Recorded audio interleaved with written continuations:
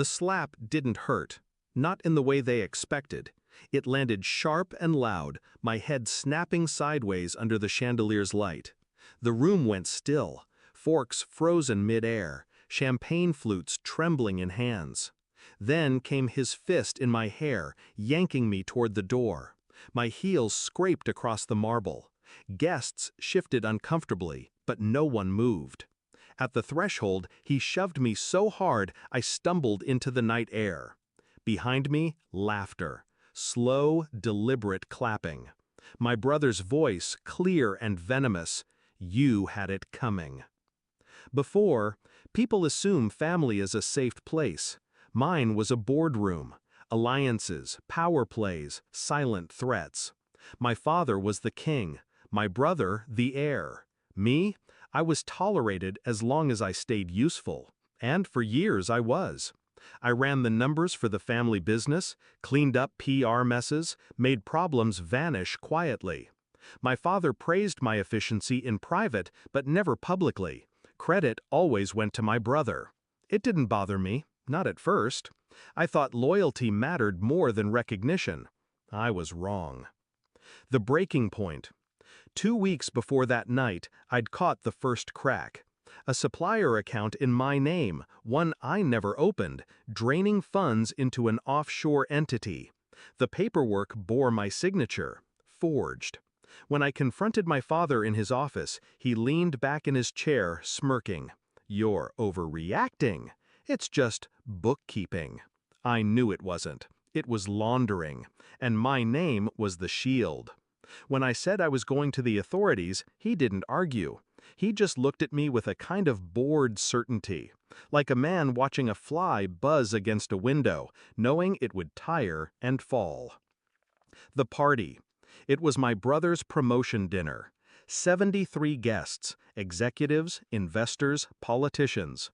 Every person who mattered to them under one roof. I was at the far end of the table, boxed in by people who wouldn't meet my eyes. Halfway through the speeches, my father stood and, in front of everyone, accused me of sabotaging the company. Said I'd been mismanaging funds. I laughed. Quiet, unshaken. That's when he walked over, slapped me, and dragged me out. Theaters, a public execution. The applause from my brother was the final signature on a sentence they thought they'd written for me. The shift. I didn't cry, didn't scream. I drove home, locked my door, and poured a glass of water. Then I picked up my phone. One call, to the only person I trusted more than myself, a forensic accountant I'd once saved from bankruptcy by killing a lawsuit against him. "I need you to open a file," I said. His voice didn't even hesitate. "Send me everything." The plan. I'd been documenting for months. Every falsified ledger, every offshore transfer, every shell corporation hidden behind a P.O. box in a country with no extradition treaty. But it wasn't enough to have evidence. I needed timing, impact. The kill had to be public, undeniable, and immediate. So we built the package. Financial crimes dossier, evidence of bribery, insider trading, asset concealment, even photos, my brother with a mistress who happened to be the wife of a city councilman. And we lined up the dominoes. The tax bureau, the anti-corruption task force, 3 major news outlets, all set to receive the file at 4 a.m. sharp. The execution. When the clock struck 3:59, I hit send. At 4:02, my accountant texted, "It's live." By 4:10, journalists were calling for comment. By 4:30, the task force had seized the company's servers. By 5:15, my brother's face was on the front page of every business feed, next to headlines that used words like fraud and racketeering.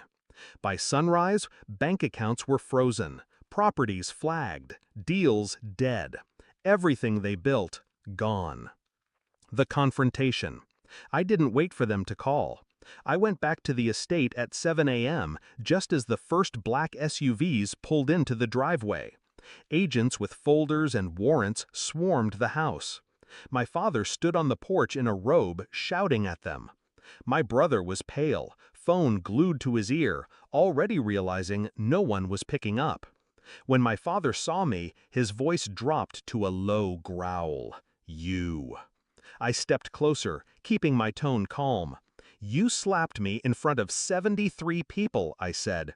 "Dragged me by my hair. Accused me of crimes you committed. You used my name to shield yours." He took a step forward. I didn't move. "I'm your father," he said, as if the word itself was an argument. "No," I said. "You're just a man who underestimated the wrong daughter." The fall. They tried to fight it, claimed the evidence was fake. But the paper trail was airtight, and I'd made sure to leave copies in more hands than they could intimidate. Investors pulled out within days.